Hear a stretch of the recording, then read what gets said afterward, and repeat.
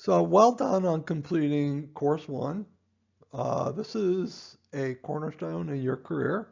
And so I am extremely happy that you completed that course one. Going on to course two, we're adding to your skills.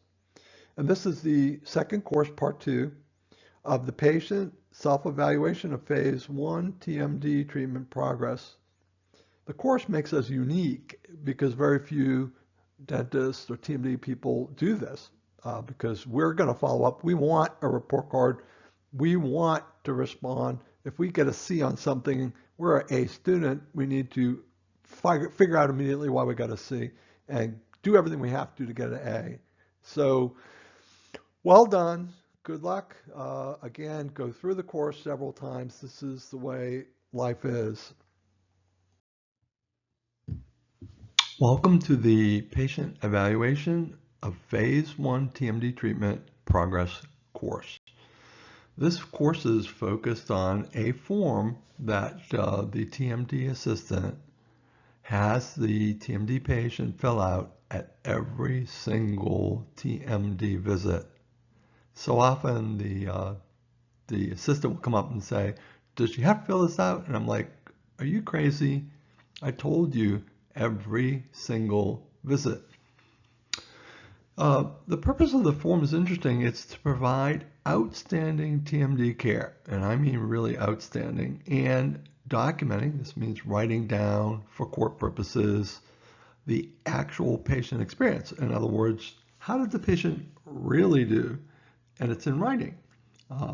So if you ever review later, a year or two, the actual patient experience, what actually happened, is going to be shown in these forms that you are supervising. So you should understand the form and you should take it seriously because it is the primary way that we protect ourselves from lawsuits and also how we respond to patient needs. See, I'm very unusual. I actually want a report card. You're not going to believe this. Most dentists put appliances in to patients and never see them again or never evaluate them. They may do one post-op, but they never really go back and see if their appliances worked. I'm not lying to you. This is actually true. And I'm not going to allow that. I want success. I want to know how my patients are doing. And this form actually tells me so that I can respond to problems. So here's a copy of the form. You'll notice the title is Patient Evaluation of Phase 1 TMD Treatment Progress. It has a lot of information. There's several sections. The very top, and I might include a line under referring doctor name because the patient name, date, and referring doctor name is put in by the person doing the pre-appointment account review the day before. And then the part that the patient fills out is how are you doing? Are you happy with your progress? Please describe how you feel. Is there anything that Dr. Podolsky should know?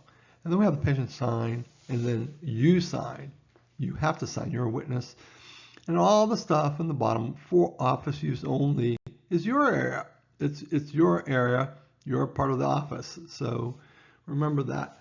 This is printed out the day before for every TMD visit, every soft guard visit, every hard guard visit, every FARA visit. It's always printed out.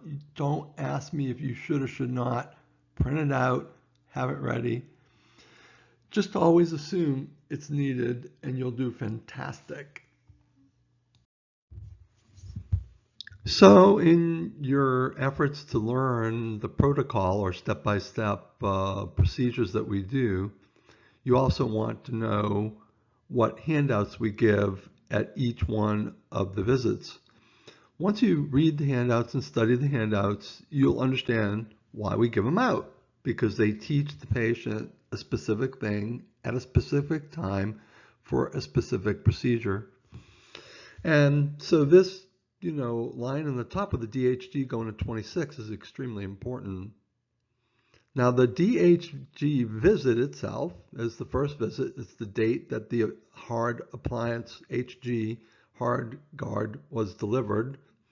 I know it gets a little confusing because it's technically called a MORA, Mandibular Orthopedic Repositioning Appliance, but in our office we call it a hard guard. I don't know why, but we've done that for many years.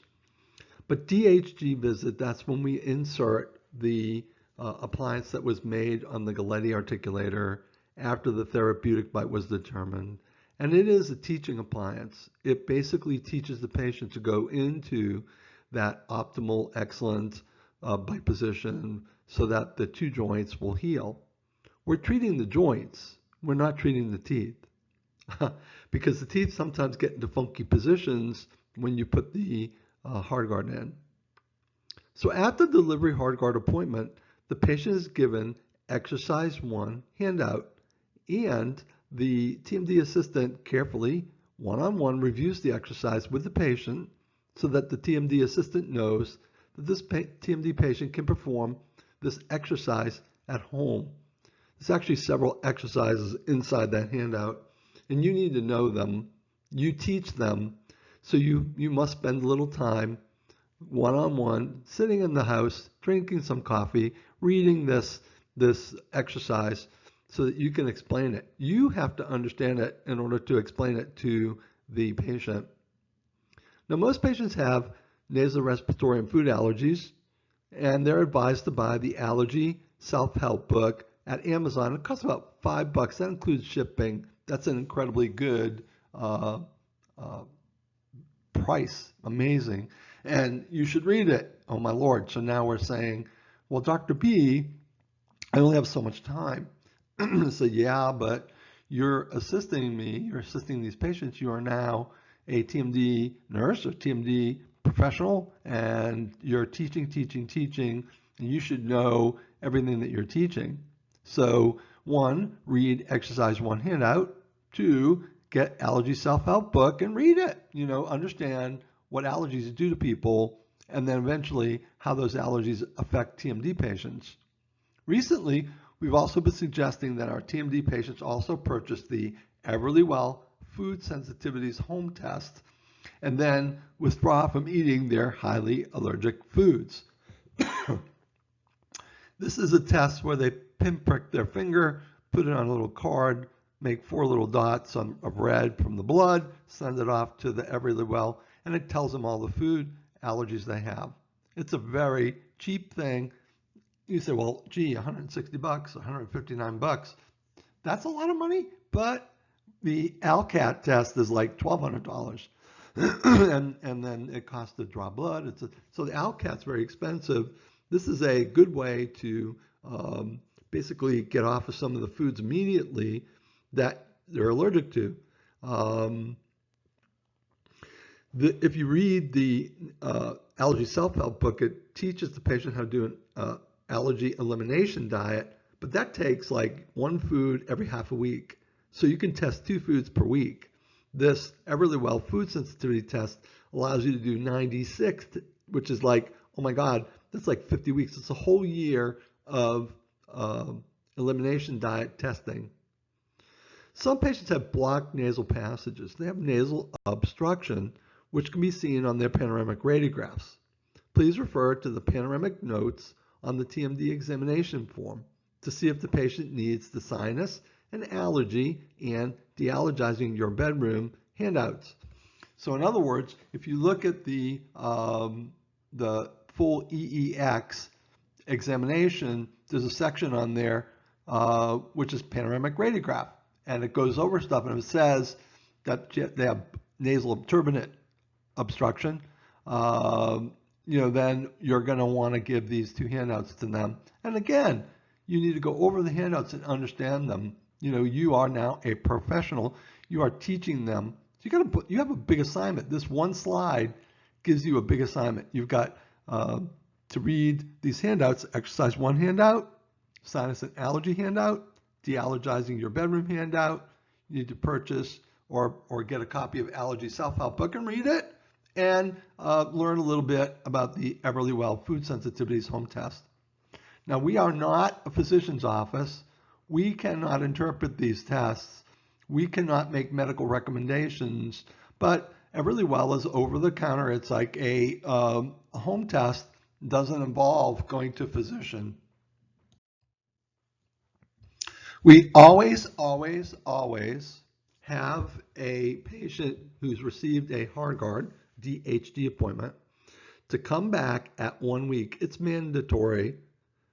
It's crazy. I'll say this, and we got reception people who will cancel an appointment and put it 4 weeks later and not even let me know about it. But we're supposed to see every DHD patient, HeartGuard patient, 1 week later because there's almost always adjustments that have to be made.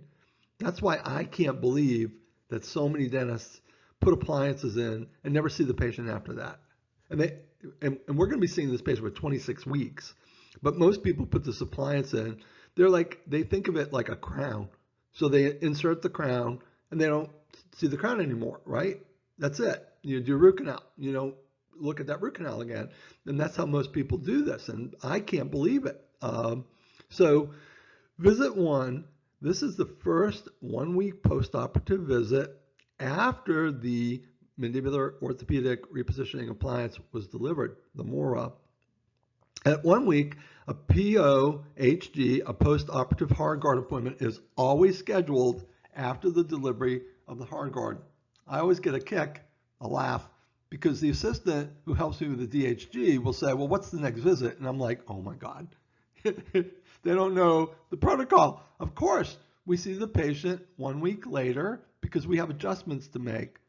God forbid the patient comes back 4 weeks later because there's a whole bunch of other things we're supposed to have done and we didn't do them.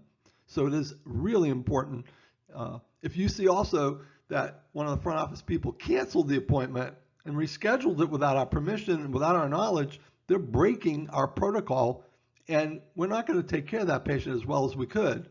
We're not going to be as angels ministering to our patients because we have devils changing our protocol. The protocol, step by step, week by week, is extremely important. And you have to educate the front office people not to cancel appointments. And a lot of times the patients will cancel their appointment because they didn't do what they were supposed to do. They didn't do that exercise 1, right? They didn't do it. And then unfortunately they start grinding hard because they don't know their therapeutic bite, and they grind and they have problems, and they call later, 4 or 5 weeks later, they're blowing up on us, really mad. And what happened? They didn't come back for their 1 week adjustment and to review to see if they're doing their exercise 1 properly. It's very common for patients to have some problems with the HeartGuard that can easily be fixed at the first week of wear. We don't want these problems to be there at 6 weeks. We want them gone at 1 week. We can see them. So when they come in, I can see the problem, so I adjust it. But I can't see the problem if they're at home.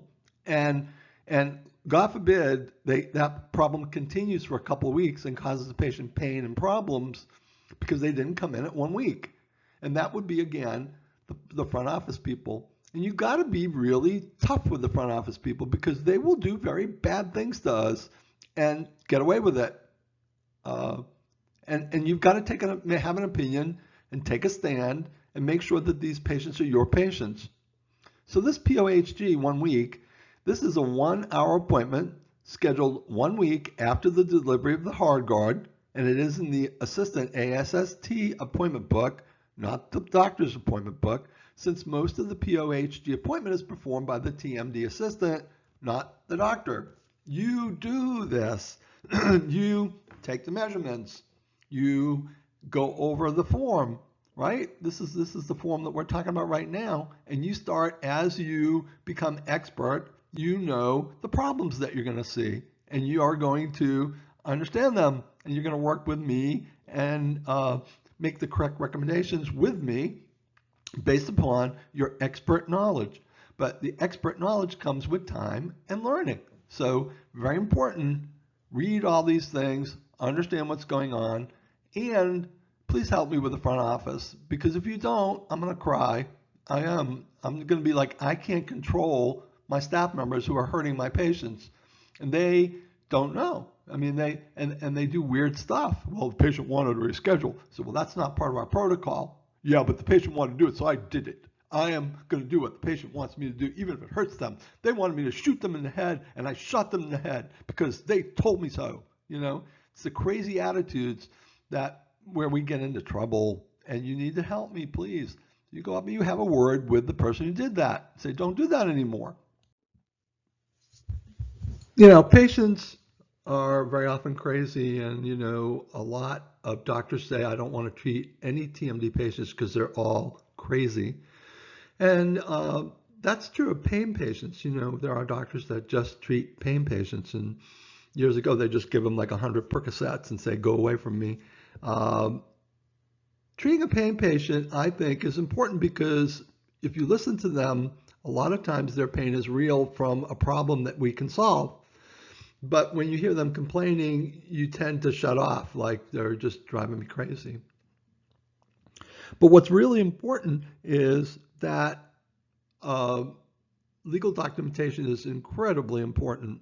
So a note about the dental assistant, your legal documentation, I don't know how to overstress this because all I see is incompetence and say, well, Dr. P, why are you saying that? Because my assistants don't do what they're supposed to do, and then someday I'm going to get smacked bad because the patient's going to say one thing, and then the assistant who is in charge of helping me didn't do the documents correctly, didn't write out what happened, and I have no defense in court, right? So unfortunately, many dental assistants are not very professional, and I'm hoping by me telling you this that you will understand that you're important and you can help. And they do not understand that their doctor can be later sued for dental malpractice. Mal means bad.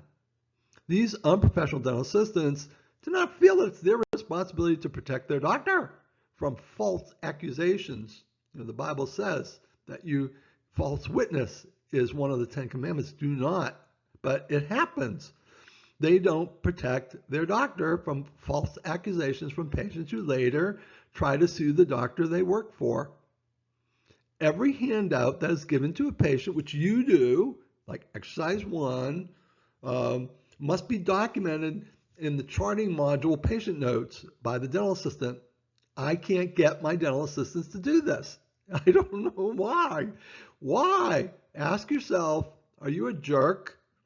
If you are, a jerk is how you really are, not how you say. So if we see that you're not documenting your handouts, stupid is as stupid does. So all these handouts are not ever documented. Why? Because the assistant's supposed to do it. This means what it says. Every handout that you give a patient in all cases must be documented in the patient's note. In other words, you have to show that you gave that handout to that patient on that day. So the patient later will say, well, I never got that, but you got it in the notes that you gave it to them. Because most of the time, patients do not comply. This requires that the dental assistant pulls up the Dentrix charting module and click on the notes section to add a note stating that a specific handout was given to a patient on a specific visit. Got it? Now, I do want to say something. People get married. The divorce rate is very high. As a matter of fact, it's about 50% under 7 years. What does that mean? Two people love each other. They say they want to spend their lives together. They put rings on each other in front of other people, and they say, to death unto they part. But then at the end of 3 to 5 years, they're ready to kill each other. It's their ex, and they hate that person.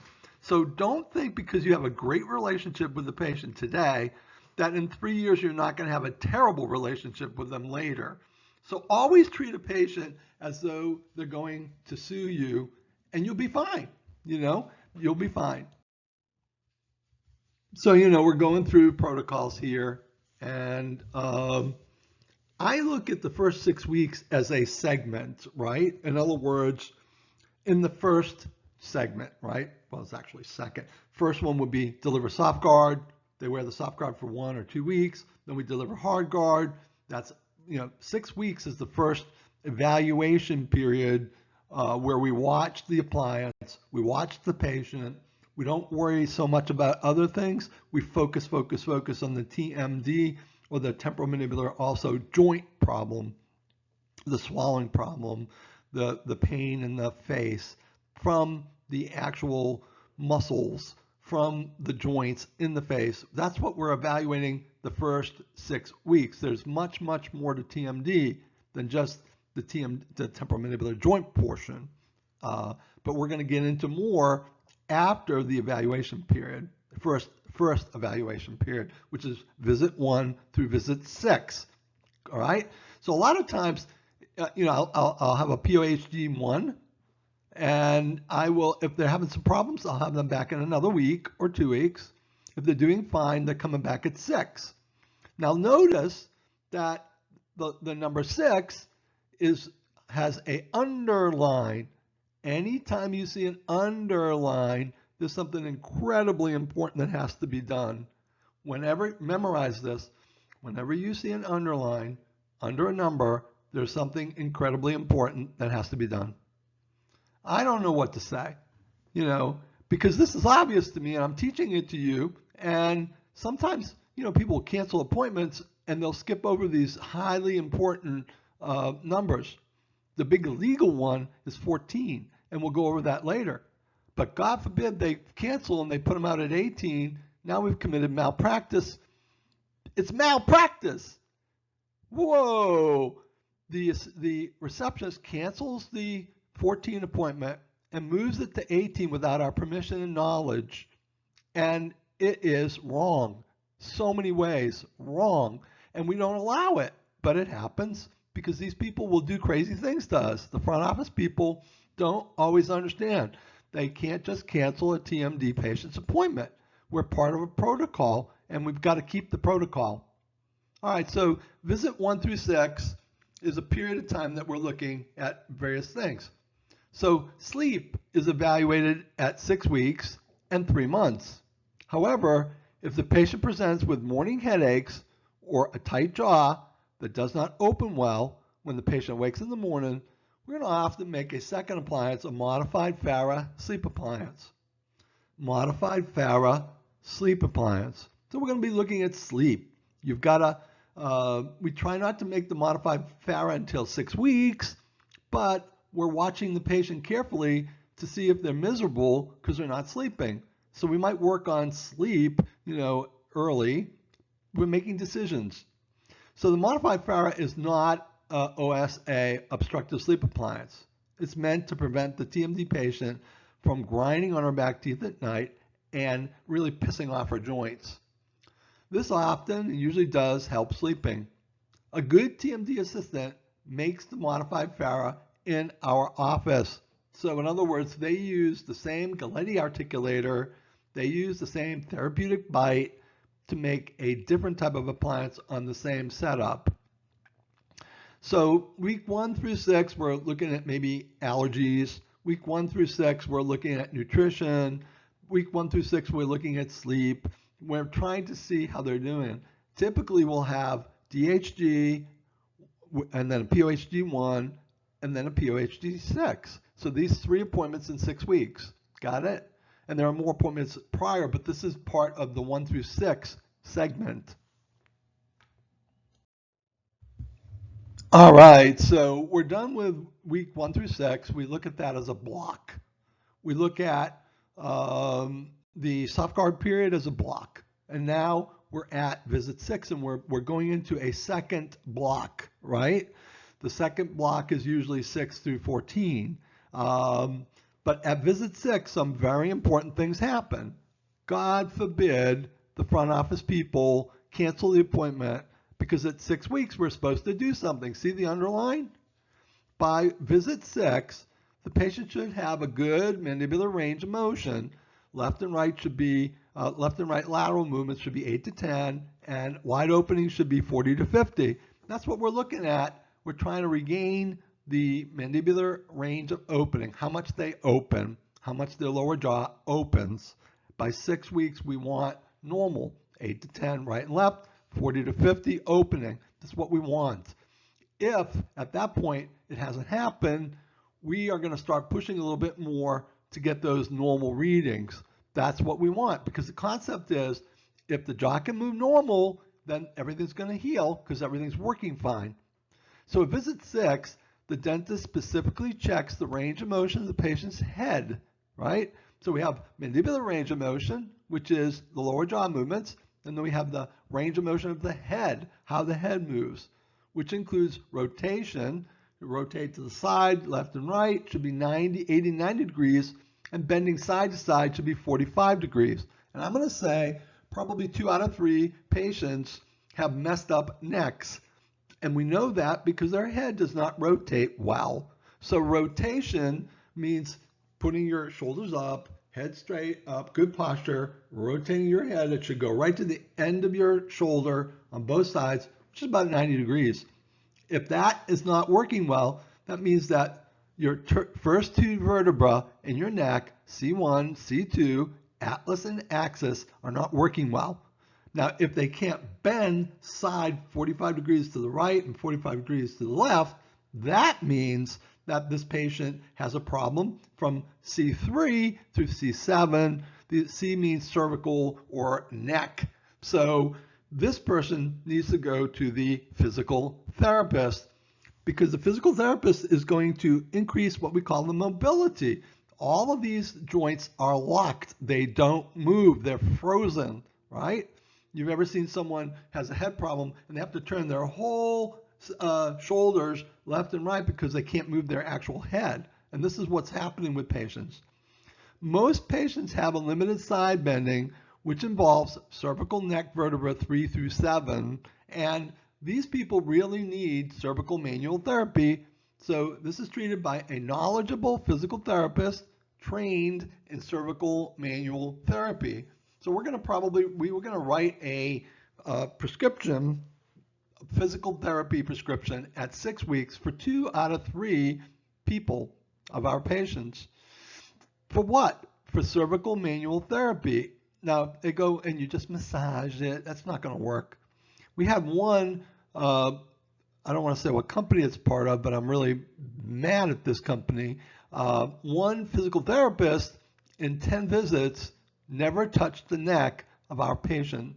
And we specifically referred our patient to this physical therapist for her to use her hands. Manual labor with your hands. Manual therapy is using your hands to push and pull and get everything moving around in the neck. And it hurts a little bit, hurts patients a little bit, and it takes a lot of effort on the part of the physical therapist.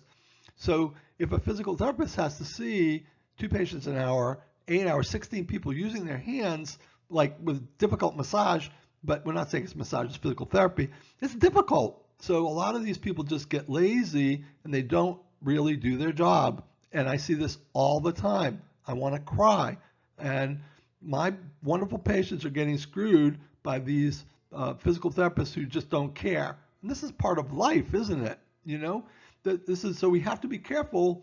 You have to assist me when we refer out to evaluate whether the patient is doing well or not, because it's very common for us to refer a patient out, and then after we do that at 6, they come in at 10, and they're not bending any better, right? Why? Because the physical therapist is not doing her job. Oh my God, should you not be outraged? Because it's usually $180.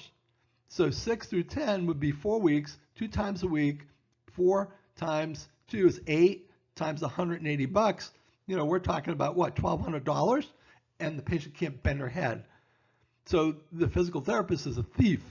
She's taking the money and not doing the job. Patient's not getting better. We are sending this patient out to get better. And as the neck moves better, you're going to see the mandibular range of motion opening get better. Persons can be able to put a Big Mac in their mouths, even though they couldn't when they first came. But we refer out for cervical manual therapy. And we'll go over the prescription later. So when I order an antibiotic prescription to be written, the assistant does that. They print it out. And so you should be able to write a physical therapy referral, a prescription, and then just have me sign it, right? You should be able to do that. Why don't you take some time to learn how to do that? Oh my Lord. It's just another thing that you should be able to do if you're a really good TMD assistant.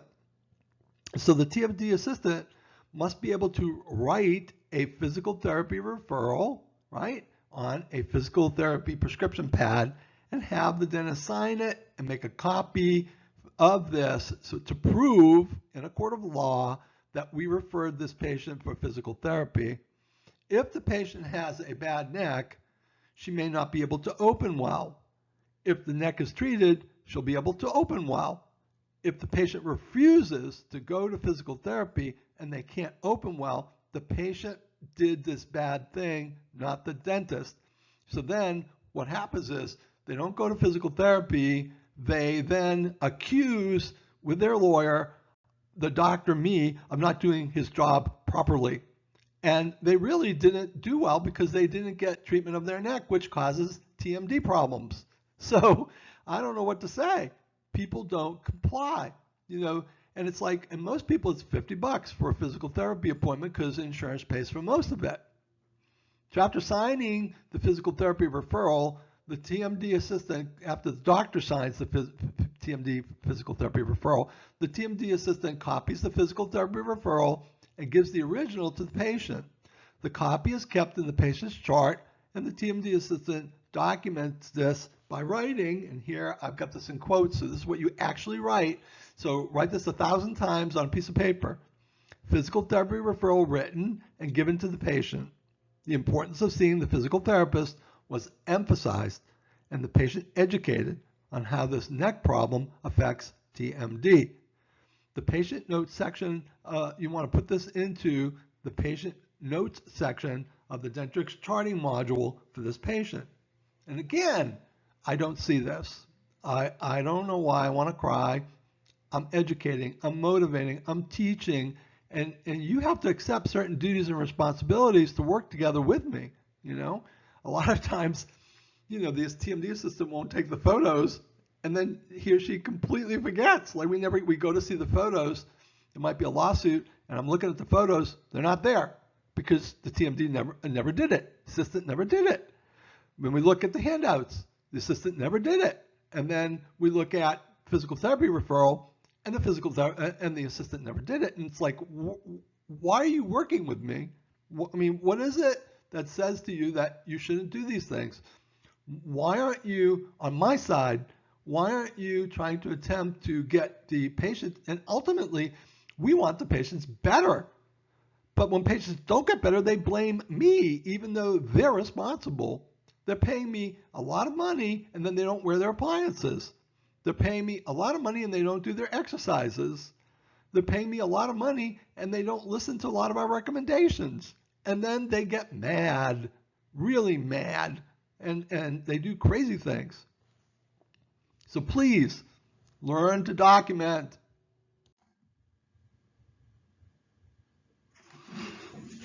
Physical therapy is something I believe in, but physical therapy of what? The neck, N-E-C-K. And when you're talking to another doctor professionally, you'll call that the cervical region, and you really do need to know that word cervical, C-E-R-V-I-C-A-L.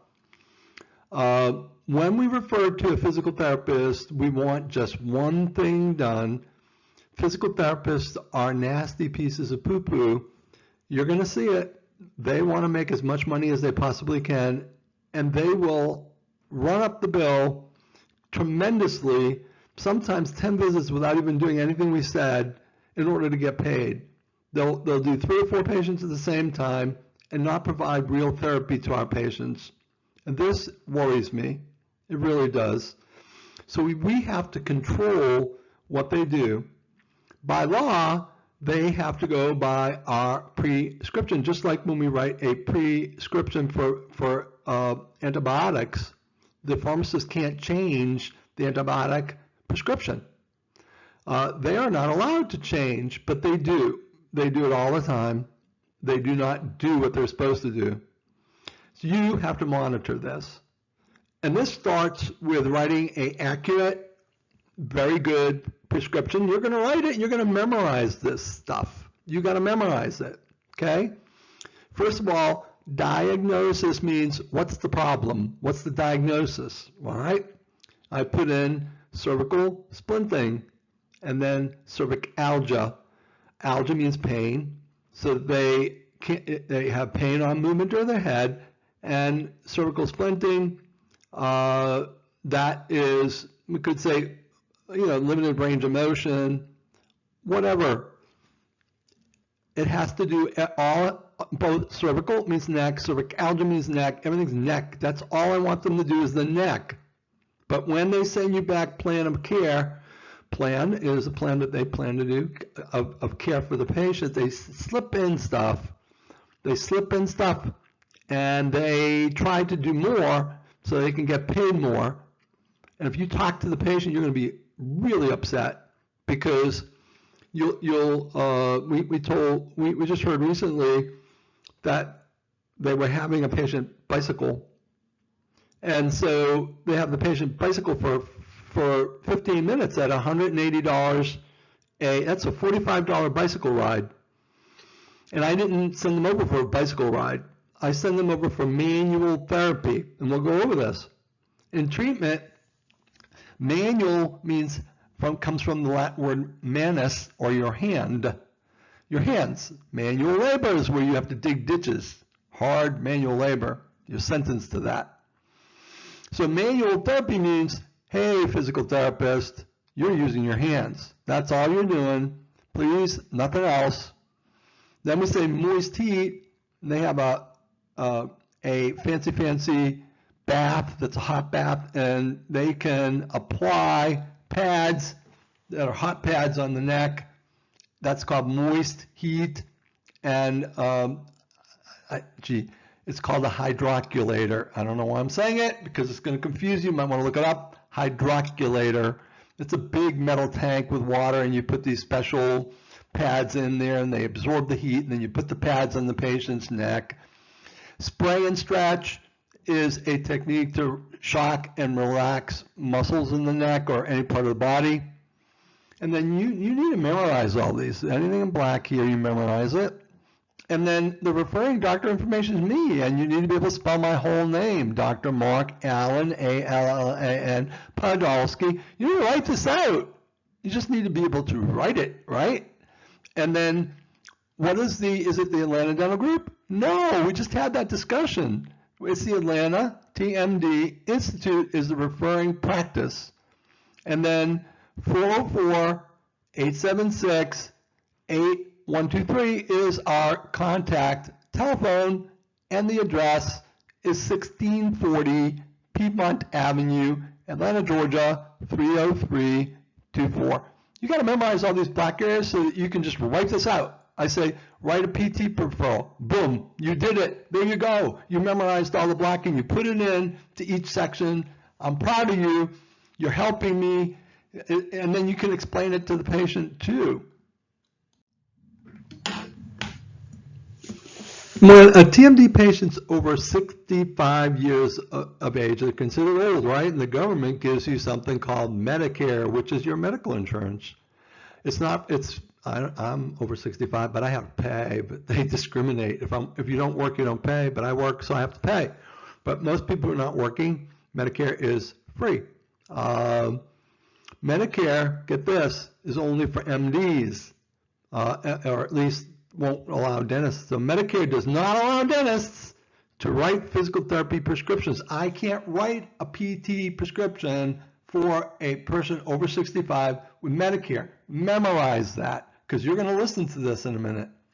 If you write a physical therapy prescription for a patient over 65 who has Medicare, the patient will have to pay all of their physical therapy costs out of their own pockets.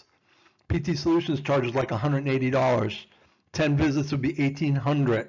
This old lady's going to have to pay all of it because you screwed up. Oh my God, you screwed up. Do not make this mistake. About 10 years ago, we referred a patient to a private physical therapist, and the physical therapist says, oh, don't worry, you have Medicare, it will pay everything, don't you worry. And she did 10 visits and then billed the patient $2,000 because she found out that, oh, no, it isn't okay. She had previously taken care of patients with Medicare, but all those prescriptions were by physicians. And so she thought it was covered. So she went ahead with my prescription, did the 10 visits, and the patient almost died. And then she sent the patient to collections, and the patient sued the physical therapist for lying, and the physical therapist lost. So basically, our patient got free 10 visits because the physical therapist didn't understand the politics and the specifics about Medicare. Medicare does not allow dentists to write physical therapy prescriptions. Don't you make that mistake, okay? You don't want the patient getting into trouble. So write out the whole prescription, the whole physical therapy prescription, but leave out doctor name, doctor address, and doctor telephone number, because we're going to send this patient over to her physician to handwrite this. To sign off on it. And then the physician, if the physician signs it, it's free. If I sign it, it's $2,000. What's the difference? Oh my God, a tremendous amount. So give the physical therapy prescription to the patient. Ask the patient to bring the physical therapy prescription to her regular physician, not her dentist. You can also fax the physical therapy prescription to this patient's physician. I'm starting to feel like we ought to communicate with the physician directly, that you would call over, speak with the PA, physician's assistant, or the physician, explain the patient has TMD. I would love for you to do that. I mean, you got to get to the high level of excellence and knowledge so that you can help people. But I like that too, because you're going to call over, communicate with the physician. He's going to think you're brilliant. He's going to learn about TMD. You might send over something about TMD and headaches to that physician as a thank you, and then maybe he'll start referring. We need to look for every way possible to develop our referrals. And this is called marketing, but it's also called excellent patient care. So if you get the patient's physician, which should be in the physician list, we get a list of doctors that the patient is currently being treated with and previously being treated with. We use that list to contact everyone, and that's part of our marketing plan. Let everyone know that we do TMD. Plus, if she saw ENT who badly diagnosed the problem, and now we send over something non-threatening, not telling him he's an idiot, but showing what the problem was, we hope and pray that ENT will say, oh my God, I need to start sending some patients over to Dr. Podolsky. Maybe I ought to call him and have lunch with him. And so basically, in almost all cases, I've never had it in my 40 years of practice. I've never had a physician not want to sign a physical therapy prescription ever. And it'd be even better if you call the physician or call the physician's assistant. You would be awesome. We're taking care of people really well here. We think about everything. We take care of our patients. We minister to them like their family. And you always want to think about it that way.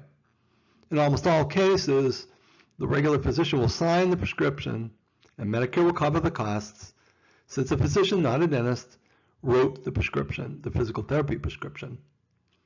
You can be a hero. Please be the hero and save the patient a great deal of time and money. Visit 14 is the most important legal visit in the entire series of 1 to 26. It is clear that the law, or what they call standard of care is that which all doctors would do. So if you don't do it, you're a bad doctor, and it's legal. So it is the standard of care to attempt to wean TMD patients off of their moras at 3 months, and that's 14 weeks, right? So you've got to help me in this. You really do. I don't know what to say with you. We've got to do this. It's against the law not to do it, and if we don't do it, we get sued and we lose. We can beg and say we're very nice people, but we're still going to lose the lawsuit. We will lose the lawsuit.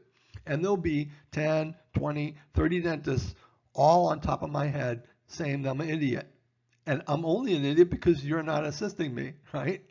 So standard of care means that we must attempt to wean, or we are committing malpractice.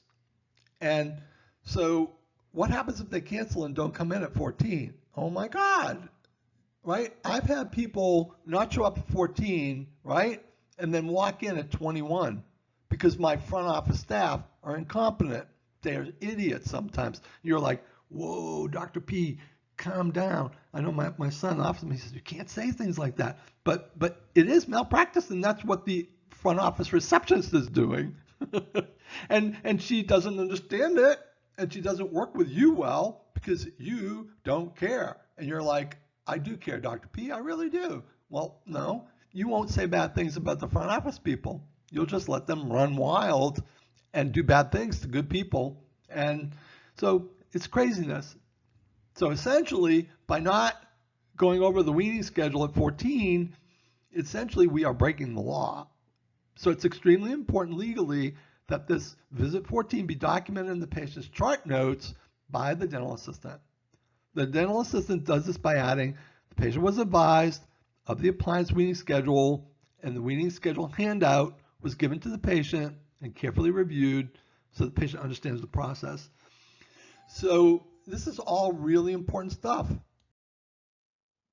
So now we progressed on to visit 22 out of the total of 26 weeks. Many patients are pleased because we started counting with the DHG, not the soft guard. But 22 is important. 22 is like, okay, we only have like 4 more months. Let's take assessment. Let's take a look. Did we accomplish everything we're supposed to accomplish? Is the patient happy? Are there still things we've got to do? Probably the most critical thing is many patients haven't gone to physical therapy despite the fact that we have asked them to. We're pretty blessed because most of these people, despite not going to physical therapy, have a nice range of motion over 40 to 50, 8 to 10 left and right. So they're doing okay, but that bad neck eventually, I believe, will cause relapse. But they don't want to go to physical therapy. Most of them have insurance, but they have a $25 or a $50 copay. They just don't want to do it. So again, visit 22. There's only 1 month left of free prepaid TMD visits. The dental assistant must advise the patient that we're nearing the end of the patient's TMD treatment. You say, hey, Mrs. Jones, I hope you're doing well. We have about a month more of treatment that we've scheduled for you. I want to just make sure everything's going well. Anything that you want to report? How is your physical therapy? The dentist should assess the results of treatment and whether the patient has done well. The dental assistant schedules the last visit at 26 weeks, and it could be 27, could 28, could be 25, depending on how the patient's doing. So the dental assistant schedules the last visit, which is a POHG, at this time, visit 22. And the patient is advised that the next visit will most probably be the patient's last one. So Mrs. Jones, you've done very well. We're nearing the end. This will be your last visit, most likely. So any questions you want to ask, please store them up and get ready for them. Many patients fail to comply with doctor's orders, and this is something you have to understand, and they will often blame us, and it gets very frustrating. I think one of the most difficult things with working with patients is to understand that they're humans. They have what they call fallibilities, things that they just don't do things, and many of them got into trouble because they're humans. They just don't do things. Some people don't brush their teeth, some people don't go to the dentist, people don't take care of themselves. But many patients fail to comply with the dentist or doctor's orders, especially physical therapy orders, and as a result, do not get totally well or start their physical therapy much later than was ordered. I get worried too that they haven't weaned. We've advised them, at visit 13 and 14 to wean because we have to. Do I believe in weaning? Not always. If I have my choice, everyone would get treated, would be finished in phase 2, have their bite put together correctly, permanently, but that's not the protocol in the U.S., so we follow the U.S. and we advise our patients. So unfortunately, supervising their physical therapy after 6 months is not included in their original treatment costs. So when you actually look at them, how was your physical therapy? Oh, I went 1, and then you measure their neck and it sucks. They can't bend very well. They're supposed to bend to 45 degrees, side bend each way, and they can't. And then they want me to write a new physical therapy order after their 26 weeks, and sometimes I'll do that. But many of them want extra visits for free when they didn't do what they were told to do. And we do charge after 26 visits. This is another reason why you need to interact with the front office staff. There have been front office staff that will give free POHDs to people that have been out of my office for 2 years. 2 years. And they're done with their treatment, and you don't get warranty service after 36,000 miles with Toyotas. You can walk in and say, I need some help here, but 26 weeks is the end. And again, you need to be looking at these numbers every single time a patient comes in to ensure that we've accomplished what we're supposed to accomplish and ensure that we're doing a good job. All right. So this is visit 26. That's the end. It could be 27, could be 25.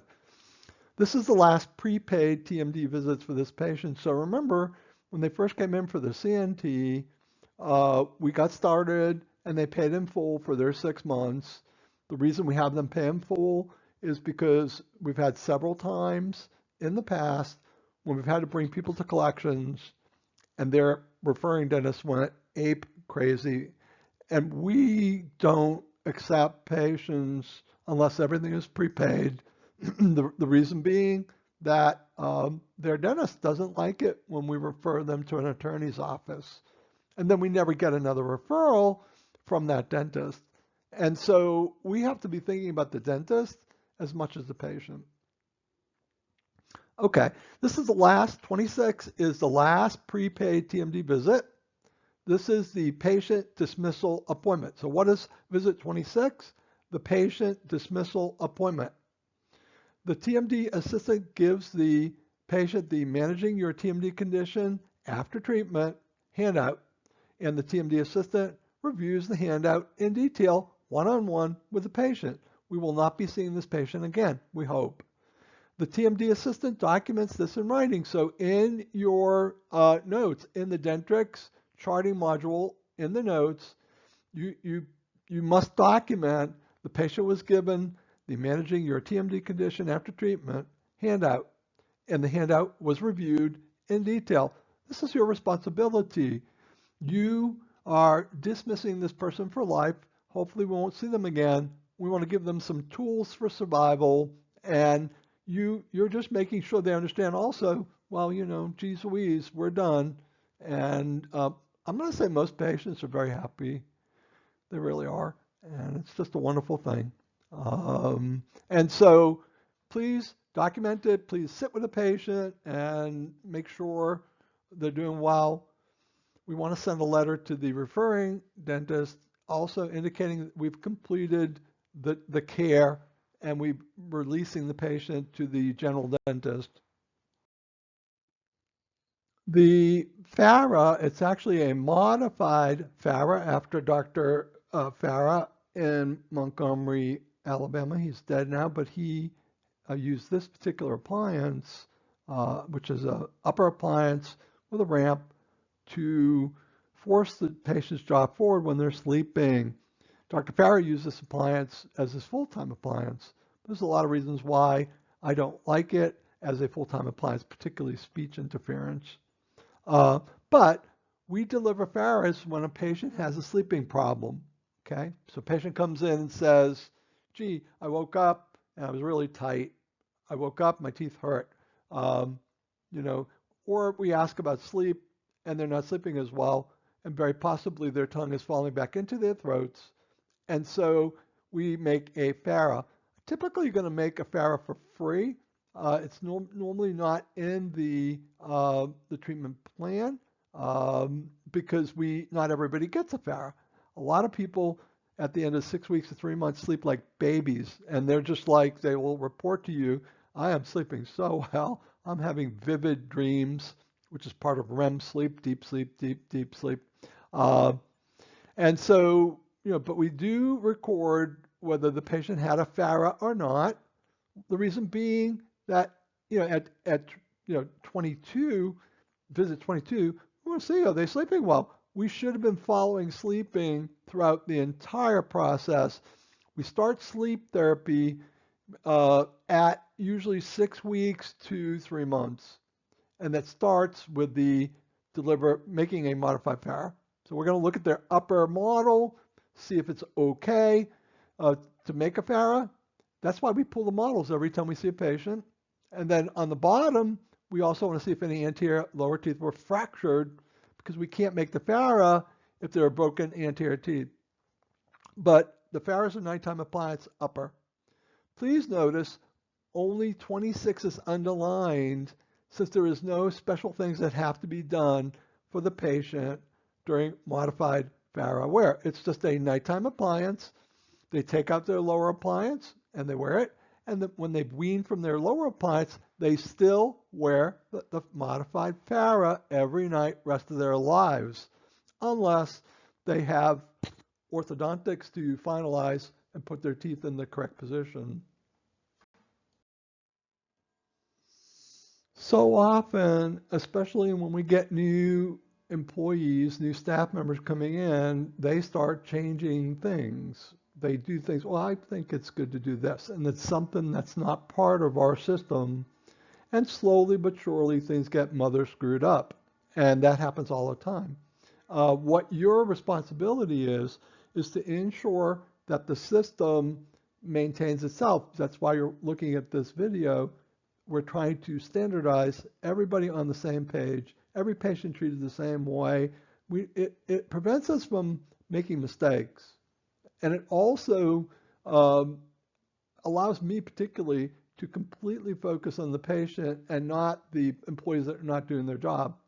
And a lot of times, like I'll walk into the operatory and the models won't be there. And then I need to see the therapeutic bite, but the models aren't there. Or they need a FARA, and if they don't want to have a new impression, and I got to look at the upper model, but the model's not there. That's because somebody who thought they were very, very smart decided, hey, we don't need to pull the models the day before. And this is true. And all kind of crap happens, and it gets very stressful. And so I want to be happy. I want my whole life to be happy, and I want to take care of patients extremely well. And that's why the system that we're going through is so important, and you need to support the system when you see it's not working, or when some other staff member is not doing their job. And you wouldn't jump in and take over their job. You wouldn't do that with your kids. Say, well, my child's doing poorly on math, so I'm going to do his math homework for him. That's bull. You wouldn't do it. Okay? So the TMD patient's name, date of the appointment, which should be tomorrow since it's done the day before, and the referring doctor's name are printed on the top of the patient self-evaluation of phase 1 TMD treatment form the day before. Oh my Lord, the day before. So what we very often see is, front office staff just didn't do their job the day before. And then we see the assistants, the TMD assistants, changing things. Well, I'm going to cover up and hide the other person's incompetence. I don't want Betty to be fired. And so you go ahead, and after a while, a couple months, Betty thinks it's your job because Betty's not been doing her job. And you didn't go to her and say, hey, Betty, you're supposed to make these forms the day before and have them ready for me and give them to the patient before I even see the patient. Oh, you didn't know that. Well, let's get this straightened out, Betty. Let's get this straightened out. Those forms should be printed with the writing forms the day before.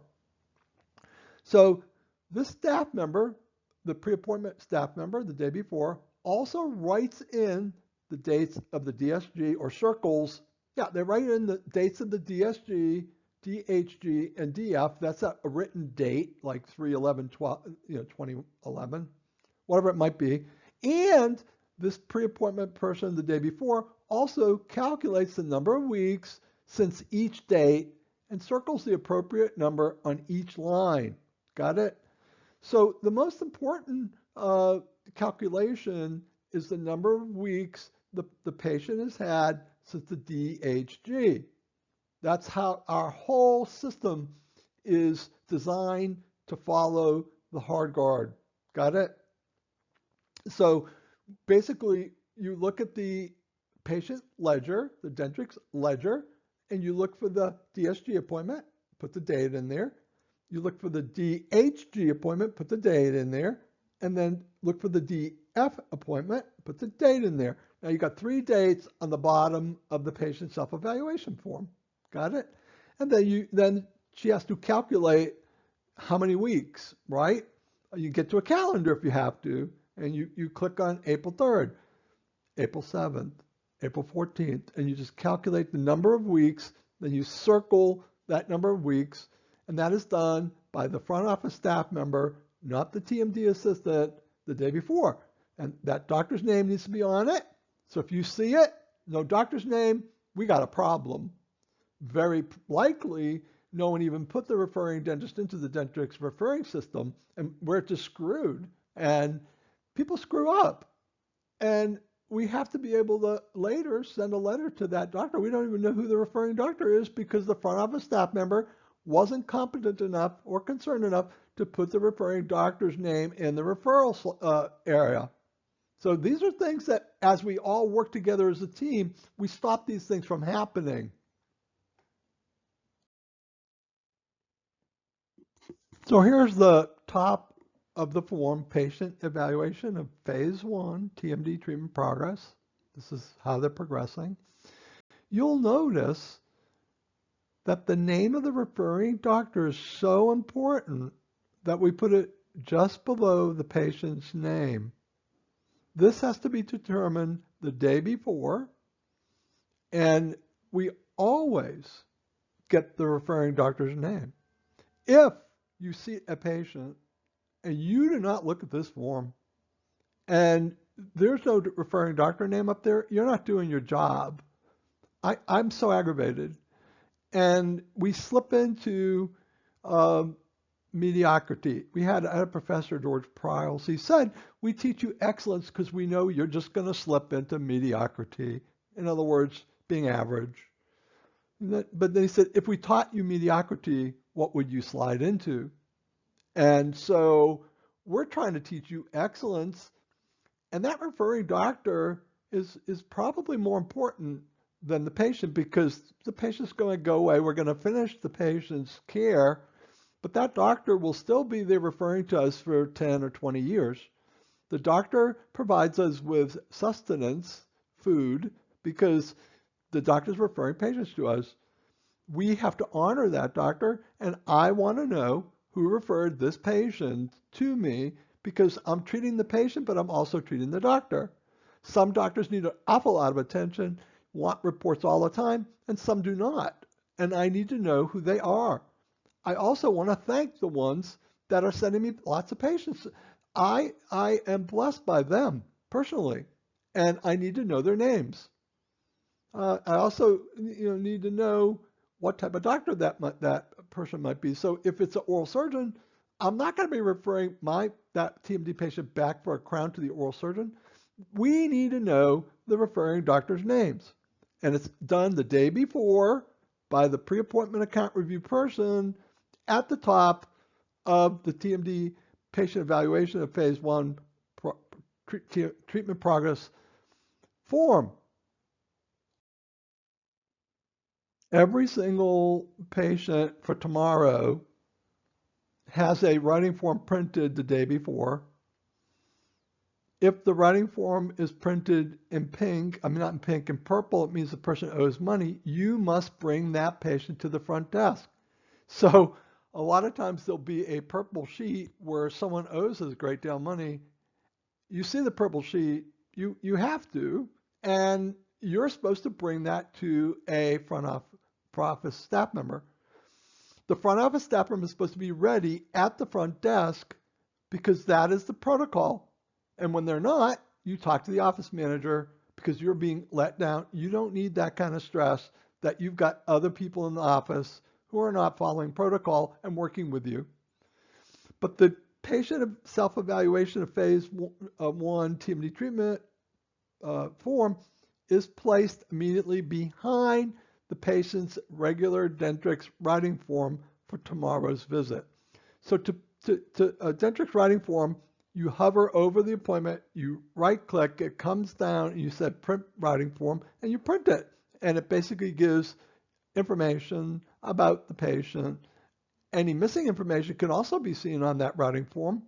And that's the responsibility of the front office people. But if you're an outstanding TMD assistant, you're going to be looking at these things too. If that, almost all writing forms are white because TMD patients prepay. But sometimes you get these people that 2-3 times, they just don't show up. And it's $95. Let me tell you, we only book one POHG at a time. It's an exclusive assistant. You're assigned, if you're the TMD assistant, to this one TMD patient for this 1 hour. And we have all the front office people getting paid, each one of them. And when the TMD patient doesn't show up, they have not prepaid for that. They ran up extra cost. And so they need to pay. I think as of 2021, it's $95.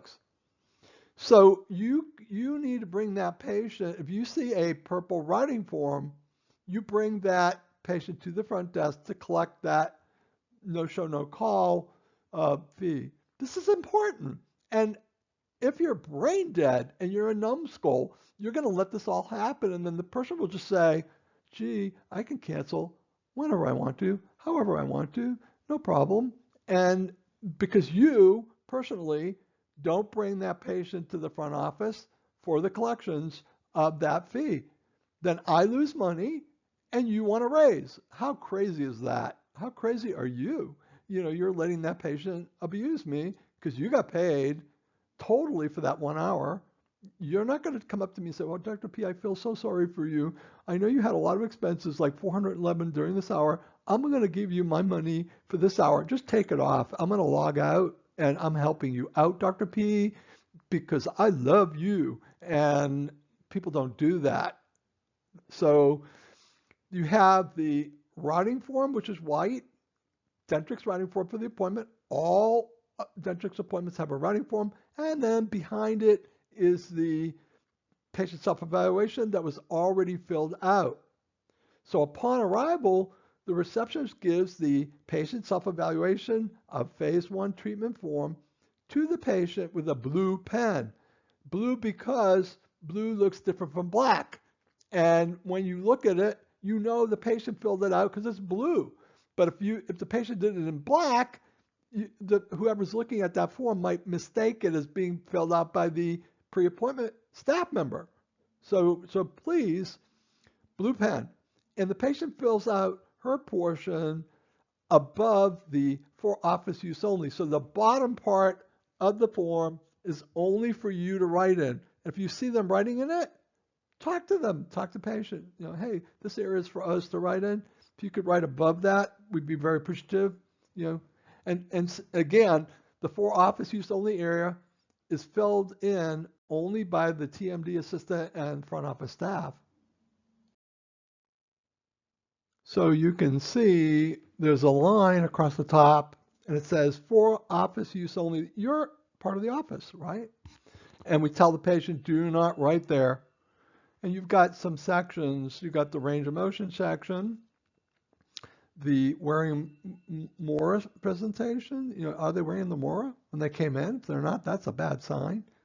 Do they know the therapeutic bite? That's the whole concept of wearing this appliance. And have they gone to PT? And are they currently happy with the PT? The top part in this area is filled out by you. The bottom part, the estimated treatment time, that is filled out by the pre-appointment account review front office person. And if you are having to do it, you need to have a word with the office manager or with the patient, or with the staff members responsible for this, because this system has to be put in correctly. You've got your job, and they've got their job. But the bottom part of the form is for office use only. Every time you see the TMD patient, you have a step-by-step protocol that you do on every single patient. If you do not memorize the protocol, you're going to do things wrong. You're going to miss things. We have these step-by-step protocols that you memorize so that nothing will be forgotten. We're trying to be the best in the world. And to be the best in the world, we have to have really good assistants. So the assigned TMD assistant, you have gone to that meeting, you've determined that's your patient for that 1 hour, for that POHD, your initials are on that, and the room you're using is on that, and you're responsible for this appointment. Please, you are supposed to stay with this patient for this 1 hour. This is your assignment. Don't screw up. The assigned TMD assistant then goes out to the waiting room, greets the patient, and seats the patient in the pre-assigned operatory, determined at the dental assistant morning meeting at 7:45 a.m. You must show up for that meeting. You must take part in that meeting, and you must interact with staff in the meeting. When you accept an assignment, you guarantee that you know what you're doing. You wouldn't let some idiot put your name up on there for brain surgery when you don't do brain surgery. So if you know the POHG protocol and you know how to take care of a POHG appointment, and the lead assistant puts your name on that appointment, you have accepted responsibility. If you can't do it, you raise your hand and say, listen, lead assistant, I can't do that. I don't feel comfortable with that. And we correct you. The assigned TMD assistant then looks to see if the patient is wearing the Mora. So as you seat the patient, you talk to the patient, look at the patient's mouth. Is the Mora in?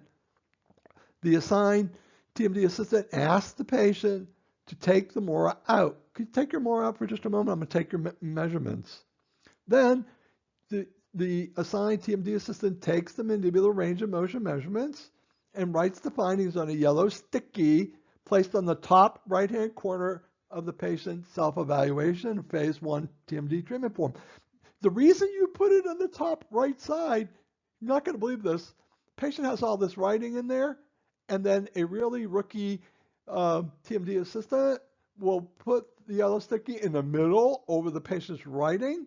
So when I look to see what the patient wrote to me, the assistant blocked it by putting the sticky there. If you put the sticky in the top right-hand corner, isn't this crazy? This is just nuts that I'm even saying this, because I will continually talk to staff members, and it's just aggravating for me to have to physically, take my gloves off, move it up, take a look, put more gloves on, because you didn't put it in the right place. So put the yellow sticky in the top right-hand corner. Don't write it on anything else. If you can't find a sticky, go to the office manager. Well, Dr. P, I had to write all over these other expensive forms because that's all I could find. Well, we're supposed to be a team, and we have enough stickies to last 10 years. And it's just you can't find them. You ran out. And instead of asking at an appropriate time before the patient came, you waited until you ran out completely. And you did a sticky with the very last one, and then you knew you had no more stickies, and you knew that the next patient coming in would not have a sticky. And it's crazy, but this happens. The TMD assistant then asks the patient to put the Mora back in her mouth. You're doing this to see if they can do it easily. And if they can't do it easily, they're not wearing it. And the TMD assistant checks to see if the patient bites immediately and correctly goes into the therapeutic bite that matches the bite on the articulated models on the countertop. So you had to pull the articulated models the day before. You need to put them together and look to see where the teeth go on the models. You're prepared now. You're mentally ready. You've prepared. And then when the patient bites, you look to see if the patient's mouth and the bite and the teeth fit the same as the models. Yeah, hallelujah. But half of the time, I'll come in and that wasn't done. The patient bit down, missed it, slid somewhere, and no one did. And you said, oh, it was fine. And I check it, and it wasn't. Then the patient's not healing well, and it's your fault because you said it's okay. Because if they're not healing well, most of the time it's because they have not memorized their therapeutic bite and just continually stayed in it. They haven't been practicing, and you haven't been working with them one-on-one. That's your job. If they don't have a good therapeutic bite, you pull out exercise one and you go through the whole form. And God forbid you have to do this a second time. So you do it one time at the delivery of hard guard, and then you do it maybe one time after when you see they don't have the therapeutic bite. But if you have to do it a third time, or second time after they've delivered it, you got a problem. We have a problem. This person is not going to heal well, and it's your fault because you're not looking at the therapeutic bite to see if they're in the correct joint positions. So unfortunately, an orthopedic surgeon can put a cast on a broken leg. Patient can't touch that cast. Wonderful, isn't it? We unfortunately aren't in that situation. We put a cast on that can be removed. So the patient takes the cast, the appliance out, and they need to practice the therapeutic bite and get their body to learn it. The TMD assistant then circles the correct answers to the questions shown at the bottom of the form. Nothing is left blank. If I walk in there and you didn't look at the therapeutic bite, you're not a good assistant. I'm very sorry. And don't ask for a raise. Please don't. You're like, well, I've been here for a long time. I'm screwing everything up, but I've been here for a long time. I deserve a raise. And I'm like, you're not delivering excellent care, and you're not part of an excellent team because your mind is not on the patient. Your caringness is not on the patient. And this is absolutely true. And so you've got to look to see if the patient is going correctly, directly into the therapeutic bite without hitting and sliding and going all over the place. The number one problem that I see for real is they don't go into therapeutic position and then their brain wants to grind down the appliance to the therapeutic position. Absolutely true. And they have their muscles tighten, they're grinding all the time, they're not sleeping well, and it's your fault because you didn't practice the therapeutic bite. So this is the portion on the bottom that you're supposed to fill out. You go to see the patient, you're watching the patient. Is the patient wearing the Mora? Or did the patient pull it out of her pocketbook? Or did the patient pull it out of his pockets? Did the patient have the Mora in their mouth? That's really important. It is mandatory up until 13 weeks that they wear the appliance full-time, 24/7. Please assist me in this critical factor. Patients don't comply. If they know that you're serious and that you feel is really important, they will most likely comply. They'll wear it if you feel it's important. So if you're asking about it all the time and watching the patient, it's more chance we're going to be successful because you're concerned and they know that you know it's important. So they'll believe it's important also because you are thinking it's important. Sounds crazy. But here you go. When the patient was being seated and walked into the operatory and then sat down, was the Mora in the patient's mouth? Or did the patient take it out of the pocketbook? If they took it out of the pocketbook, it's a no. Wearing Mora at presentation is no. Did the patient forget the Mora? No, they're not wearing it. That's a short tip off they're not wearing it if they show up and they don't have it. It's crazy. So they're coming in for a Mora adjustment and they don't have their Mora. How are they going to get better? And despite all of this, many patients get better without even doing everything they're required to do. Now on the right, it says really, really important. Do you see that? Really, really important. Nose therapeutic bite position. This is what you're getting paid to do. You're going to have them take the appliance out. You're going to take the range of motion measurements, put it in the yellow sticky, put it in the top right corner, You're going to note whether they were wearing them more when they came in. And then you're going to say, please bite down. And if you see that they don't go right exactly into the therapeutic position, we've got a problem. And you put on there, no. That's a mandatory exercise one. Print out exercise one again.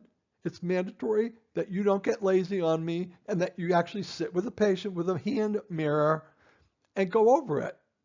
And then increase the number of sets they have to do. So they have to do 3 sets of 10, 3 or 4 times a day, go up to 10 times a day. And you tell them that. I think it's really important that you learn this bite position because this is where your joints are going to be able to heal. And your body needs to learn it and just automatically adopt it so you don't even think about it anymore. So, but you have to practice. So this is so important. So the TMD assistant next reads the patient responses written on the form by the patient while the patient is in the operatory with the dental assistant or the TMD assistant. Now this is the key here. The patient is reporting problems and concerns, and we address problems and concerns. If your baby has colic, you're worried about your baby having colic. This is how we communicate with the patient about the problems that the patient is experiencing. And yeah, we've had a couple of reports where people say, well, you don't even listen to me. And that makes me feel really bad. But we do. We're supposed to. And the TMD assistant is the first line of assessment. Now, the TMD assistant never writes anything on the form for the patient. You can't. It's the patient's report. It's not your report. It's extremely important because you're biased. You're not the patient. You might write something that the patient disagrees with, and it has to be done by the patient. So the TMD assistant never writes anything on the form for the patient since all patient response should be in the patient's own handwriting. So we look at the handwriting, it's the patient, not yours. Because you could be biased. You could report something. You want to be very smart. You want to be very successful. You don't, and you're like putting down stuff that's not true. And the patient's later going to say, I never wrote that. I never said that. If any of the top patient responses are not circled, the TMD assistant asks the patient to circle one of the responses.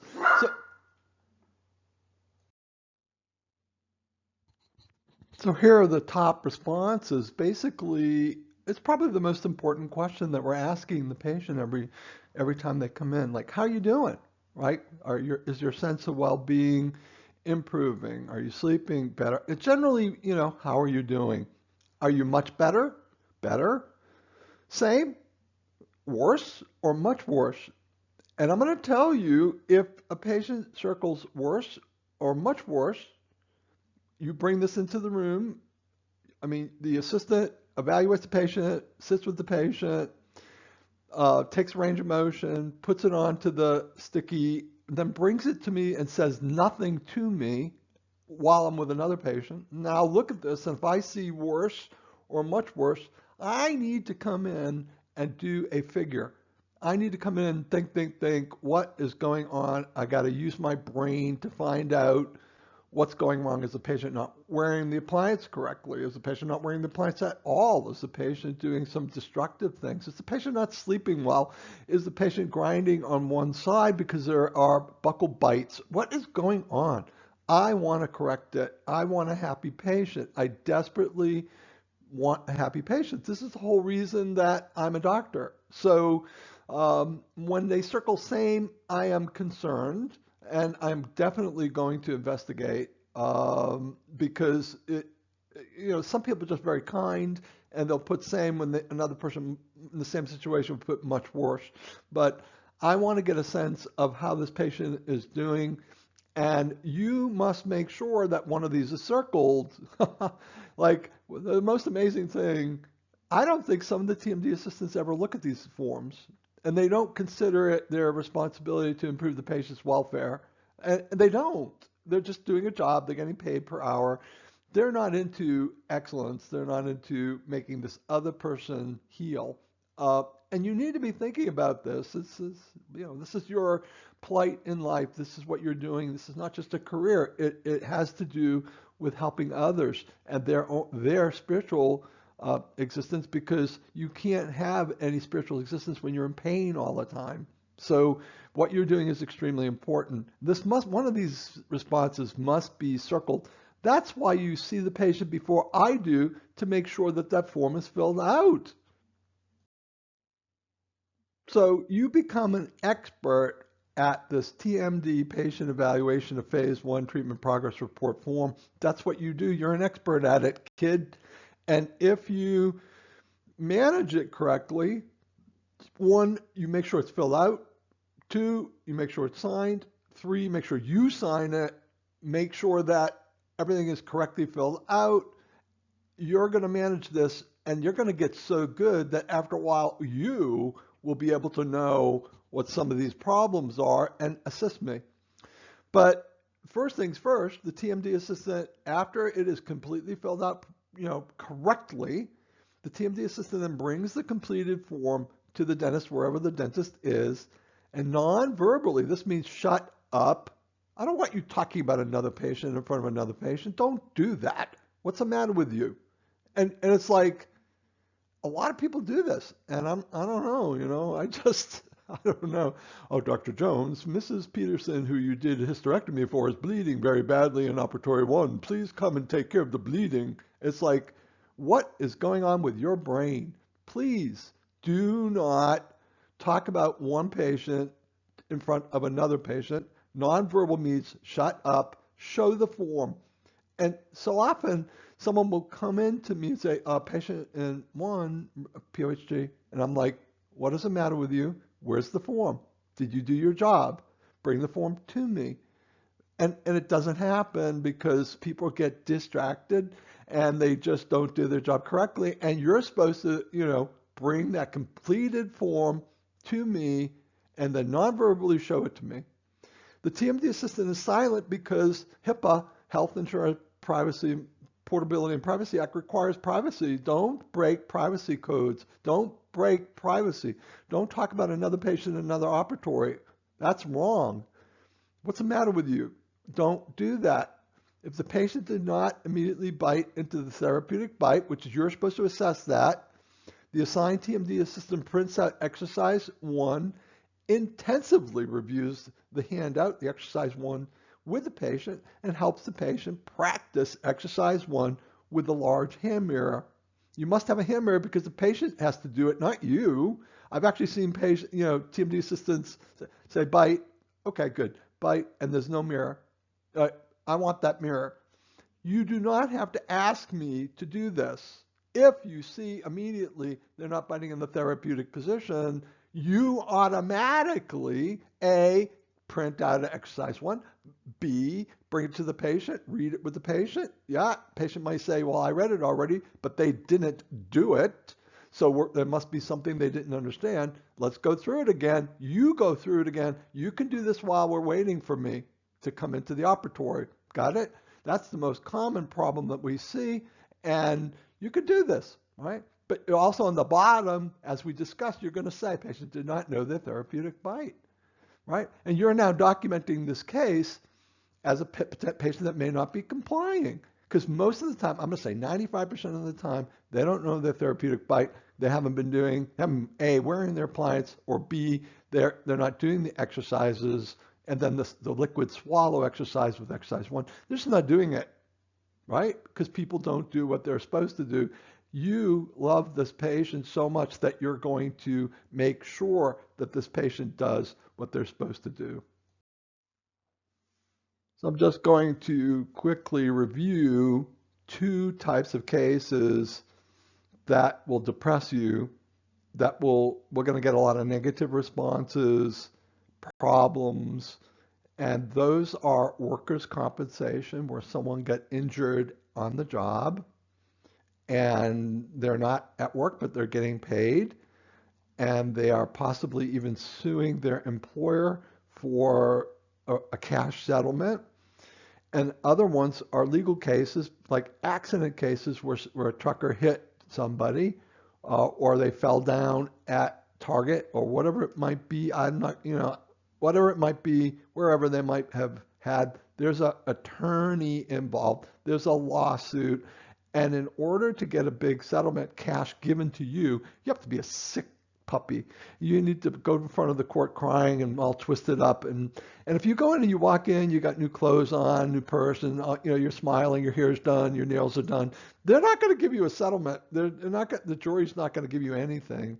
So the workman's compensation and legal cases tend to be depressing because no matter what you do, they're very often going to create problems, right? They are, and you're going to see it.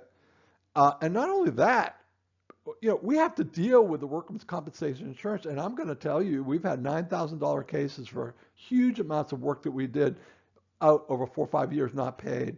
And then legal cases, we used to take what they call assignment, which means that when the case was settled, we would get paid, but the attorneys give the money to the patient keeps the money, and the attorney in Georgia is not responsible for giving us anything. One attorney gave our patient like $4,500 that was supposed to go to us, and when we contacted him, he said, the state of Georgia, the state Supreme Court has said that the attorney cannot act as a collection agency against his own client.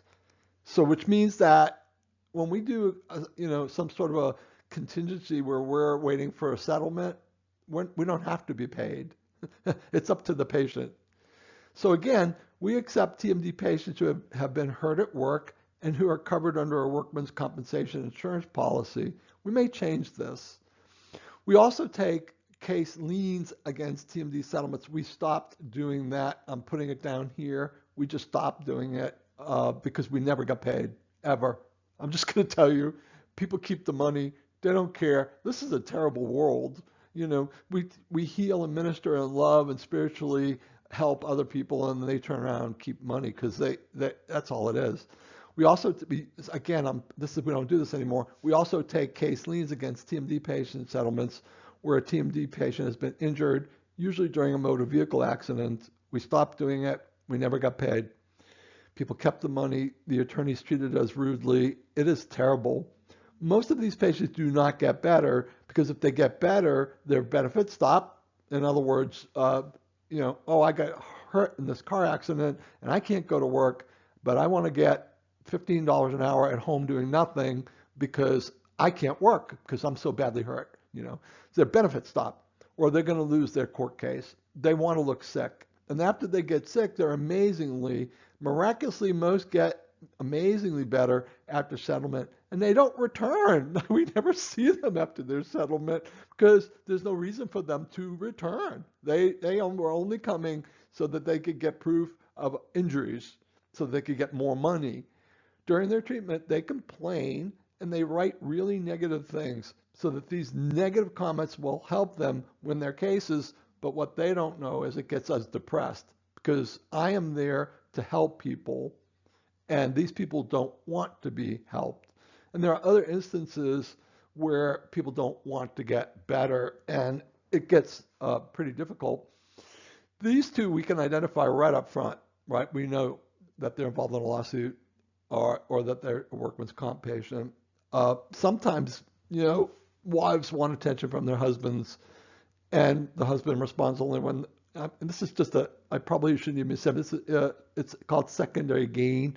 And it doesn't have to be a wife. It could be a husband. It could be whatever it might be, where when someone's sick, someone tends to them. And when they're not sick, they don't get tended to, so they stay sick.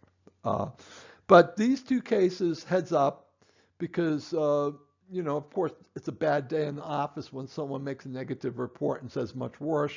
But these people do it a lot. So exercise one is the keystone exercise, the most important exercise. And as a dental assistant, TMD assistant, you need to know it by heart. You need to know it yourself. You need to know it, how to train people one-on-one. Do not ever walk away from a patient who doesn't know what they're doing. I'm going to really lose respect for you. I am, because it means that you don't care. And so if you see someone not doing their exercise one correctly, and you walk away from it and you don't sit and train them, and you go off to the bathroom to go on your cell phone, or you go up to the front while the patient's sitting there and talk to someone else in the front, or you stand with your back to the patient just hanging out, that's bull. Listen, man, that's bull. You shouldn't do this. This angers me tremendously. You're here to heal these people. And so exercise one is a handout that we give patients when we do a deliver hard guard. Exercise one is a exercise we give to people when we follow up to see if they're biting in their therapeutic bite. You spend a lot of time assessing whether the whole key part of this therapy is putting the joints in the right place all the time. And when they're in their correct bite, the joints are in their place at the right place, and they will heal. But if they don't do this, they won't heal.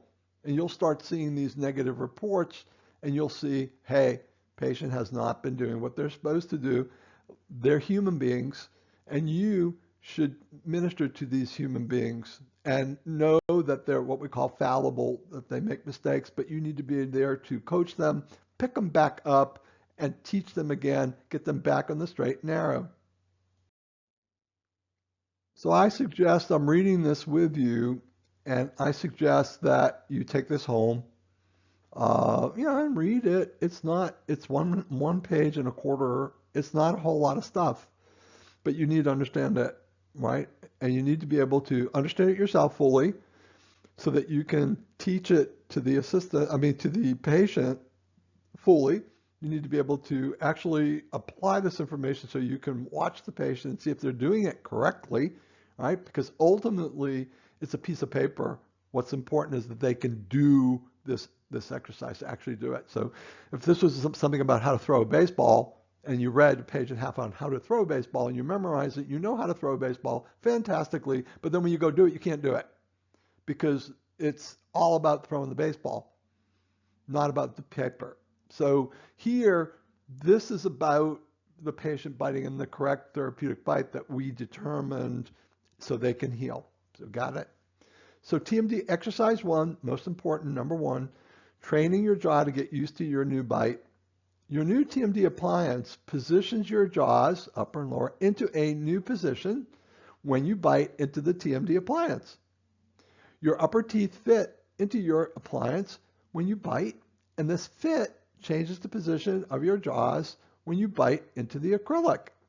Dr. Podolsky has carefully chosen this new bite position based on how your face, jaws, and teeth are shaped and positioned. It's called your diagnostic bite. Some doctors call it a therapeutic bite, therapy. Dr. Podolsky is testing this new position to see if you get better after wearing the appliance at this new bite for about 6 weeks. Fortunately, most patients do get better. You can do these exercises in front of a large mirror, like a bathroom mirror, or you can use an expensive hand mirror from a dollar store. So just some confusion. Therapy is the process of treating patients. You have physical therapy, right? So we are testing this bite. We're doing therapy on the bite. So some doctors will call it a therapeutic bite, right? It can also become a diagnostic. To diagnose is to determine why something is happening. So when we put the patients into this bite, we are diagnosing, we're determining if this bite is the most harmonious, wonderful healing bite for this patient. We're diagnosing where the jaw belongs. Just remember this. We're diagnosing where the jaw belongs, not where the teeth belong. We're using the teeth to reposition the jaw joints. You got it? This is a jaw joint repositioning, a head repositioning, because as the jaw moves, the weight of the head shifts. This is a diagnostic therapeutic bite. And it's reversible. In the first 6 weeks, we can change it to another bite. But you know what? In a year's time, I may only do one, and we see 4 or 5 new patients every week. And so I'm doing, 200 bites, and I may only have to change one. And it's very rare. because I've been doing it for 40 years, and I can very often look at patients and see where they're supposed to be. And one of the nice things is when we do our therapeutic bites, patient's face looks better. It just looks better. And they are much more happy and healthy when we're done. So we're continuing on. In most cases, the new diagnostic bite is more forward than the old bad bite. In the past, your jaw automatically fell backwards into the old bad bite.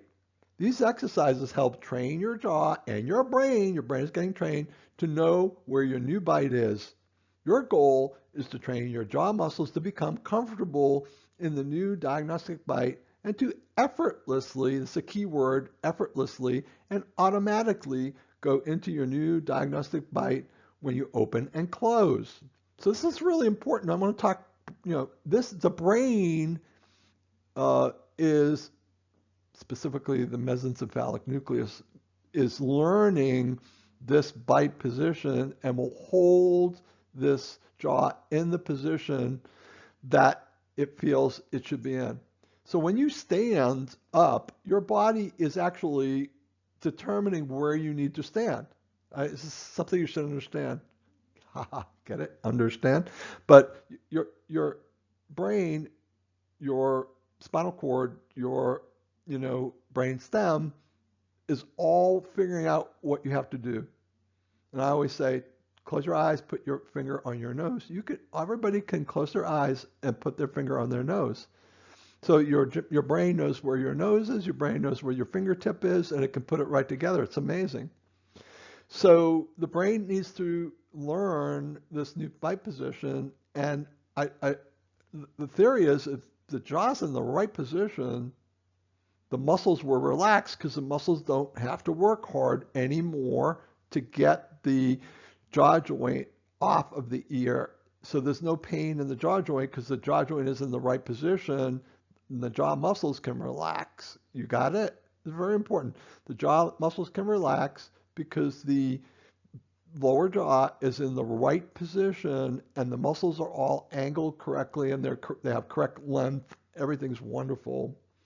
And some patients will try to keep their lower jaw in this bite all the time. That's no. That's not what we want because normally when people are just sitting there, their teeth are not together. They're in what they call a rest position. They're resting, hanging right below the therapeutic bite, right? This is very important.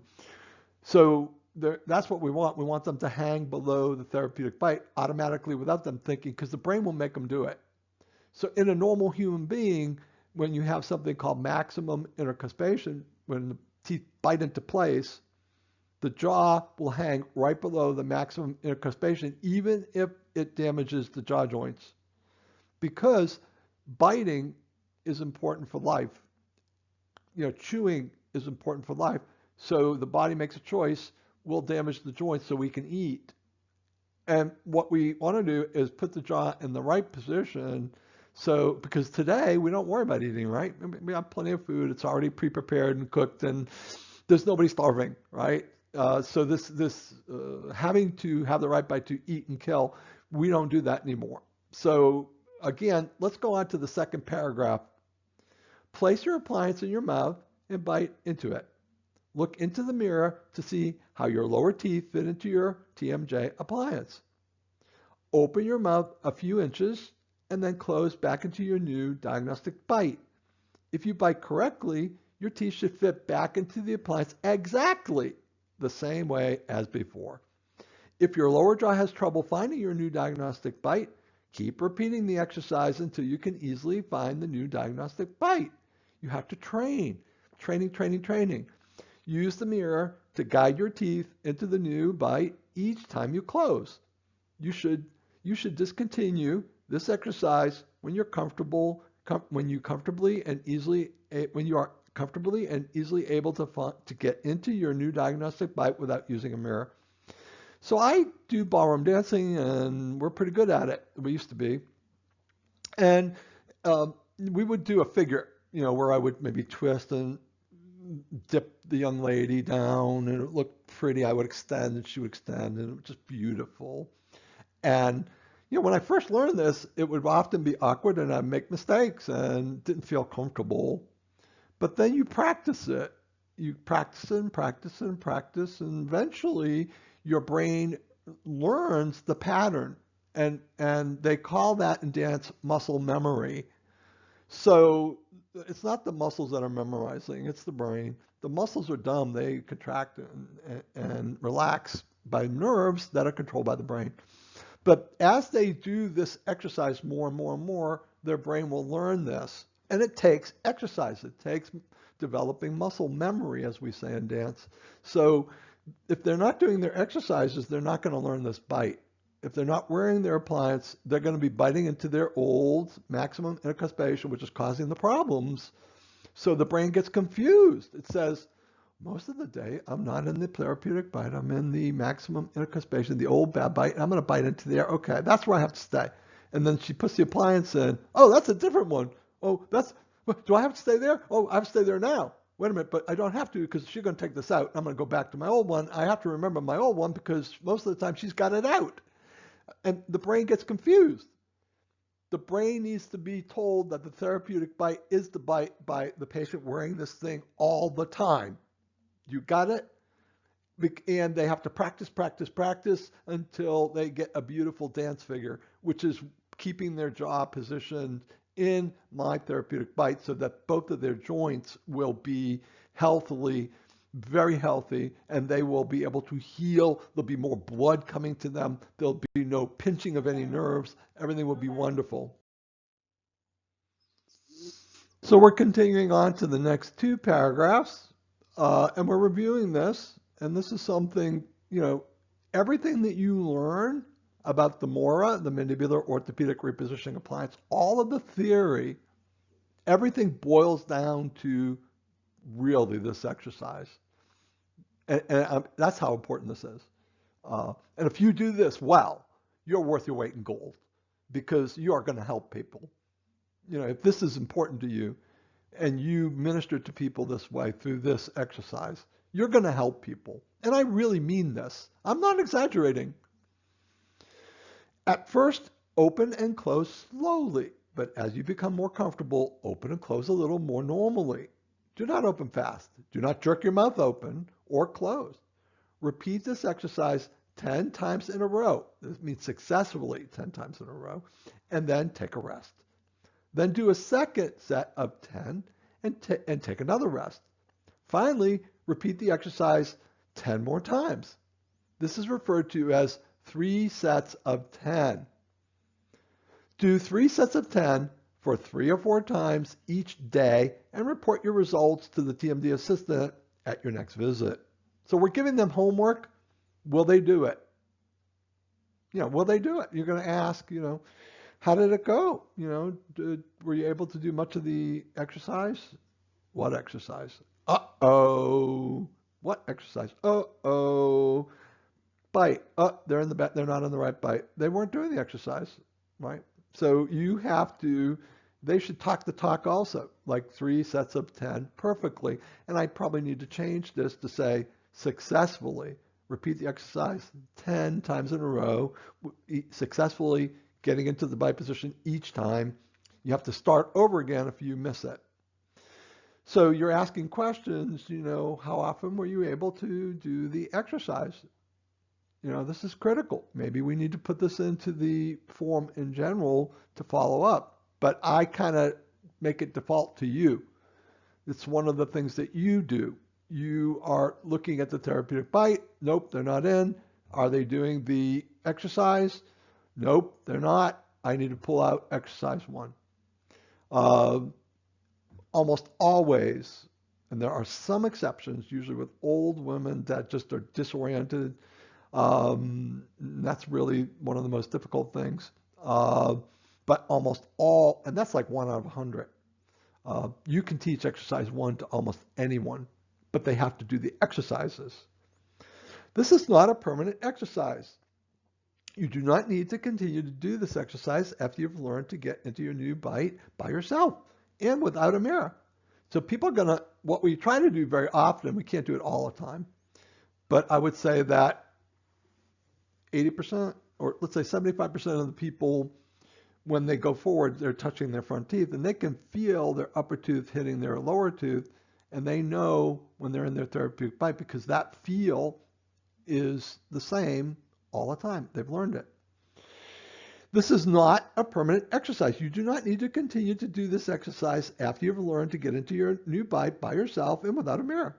Many patients incorrectly and unfortunately keep doing the exercise and get fixated. That's all they think about, and frustrated with their new bite. And they try to keep their jaw in their new bite all the time. No, no, no.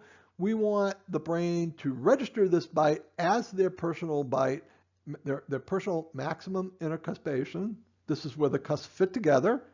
We are changing maximum intercuspation from one where the jaw bites in and crushes one or both joints to a biting in position that we created. We're fooling and tricking the brain to one that's harmonious for both joints.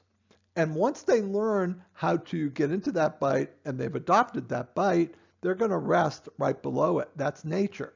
That's what's going to happen. So keep doing the exercise no, hold on. Many patients incorrectly and unfortunately keep doing the exercise and get fixated and frustrated with their new bite. This is really bad. This is called occlusal awareness, and it's not good. Let your jaw relax and do what it wants, okay? Very, very important. So now we're going to flip to the back side of this particular exercise. There is a backside. And typically I don't want patients to do this particular liquid swallow until they first learned the therapeutic bite with a mirror and they've adopted it or come close to adopt it. Swallowing is really important. It is extremely important, and it is a special place, a special activity for survival. If you can't swallow your food, you die. So the brain really pays a lot of attention to swallowing, right? So if you swallow with a little water at our therapeutic bite, my therapeutic bite, your brain is going to more quickly register this as your personal maximum intercuspation. And again, what is maximum intercuspation? It's when the natural teeth fit together, lock and key, bang together, and that is a certain position with the face and the jaw joints. We are changing the maximum intercuspation from a, unfortunately, natural one that's bad to a acrylic therapeutic one. The brain doesn't know that that's acrylic. The brain only feels the interdigitation of the teeth, and the brain says, this is where the teeth want me to bite. Got it? And that's what we're doing. We're tricking the brain into adopting a more harmonious position. Normal patients close their teeth together when they swallow. Because of this, your brain knows where it needs to put your lower jaw when you swallow. The brain has to know where it is because you have to put your teeth together to swallow. That's absolutely necessary. You are retraining your brain to go into your new therapeutic bite when you swallow with this exercise. It is the small exercise. I need to reread this. It is the small exercise. It should be said the same exercise as exercise one, but in this exercise, you sip some water. Place your teeth into your new therapeutic bite and swallow in this position. Keep repeating this 10 times and take a break. Do this two more times for a total of 3 sets of 10. Do this swallowing exercise at least 3 times a day, preferably in the morning, afternoon, and again in the evening for a total of 9 sets of 10 during the day. It is okay to do more sets, but never less than 9 sets of 10. So they have to do at least 9 sets a day swallowing, and they do this exercise after they've started to master the one with the mirror. I've noticed I have a few errors in it, and I'm going to have to correct it, and I'm probably going to correct it before you even see it. This is this is my crowning thing. You know, I developed this thing, and I think it's one of the things that it just hit me that what good is an appliance if the patient doesn't adopt it, right? So a lot of dentists, they throw their appliances in, they never see the patient. For real, I'm not lying to you. And they may see the patient one time, and that's it. We see the patient continually, over a period of 6 months. And our first objective is to get the patient to adopt the new therapeutic bite. And we are watching carefully.